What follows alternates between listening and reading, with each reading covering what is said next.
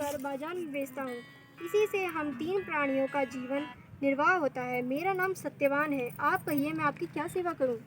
उस सत्यवान नामक युवक की शालीनता, शिष्टता और स्पष्टवादिता से सावित्री बड़ी प्रभावित हुई। उसने युवक के गुणों से प्रभावित होकर उससे विवाह करने का निश्चय किया। ऐसा निर्णय लेते ही सावित्री ने युवक से शांत गंभीर स्वर में विनम्रतापूर्वक विवाह का प्रस्ताव रखा। सावित्री का प्रस्ताव सुनकर सत्यवान ने कोमल नम्र स्वर में कहा, हे राजकुमारी, मेरे साथ विवाह करना आपके लिए उचित नहीं है। मेरे साथ ही आप भी दुखों और संकटों में घिर जाएंगी। इसके बाद सावित्री बार बार विवाह का आग्रह करने लगी।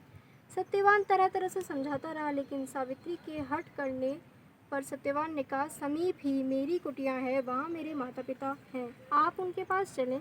अच्छा हो कि यह बात उनके सामने हो। सत्यवान के प्रस्ताव से उत्साहित होकर सावित्री उसकी कुटिया में गई।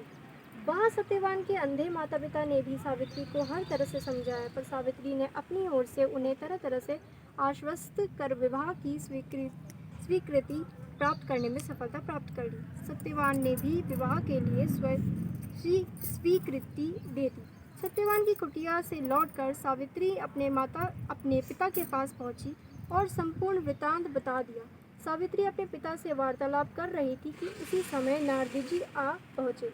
वे बोले, तुमने अपना पति किसे चुना है? इस पर सावित्री ने पुनः सारी बातें नारद जी के सामने भी दोहरा दी। नारद जी बोले, सत्यवान एक गुणवान, रूपवान, सदाचारी, सज्जन युवक है, परंतु विवाह के 1 वर्ष बाद ही उसकी मृत्यु हो जाएगी। इसलिए हे सावित्री, तुम अपने लिए पुनः किसी अन्य व्यक्ति को चुनो। सत्यवान अल्पायु, कम उम्र में मरने वाला है।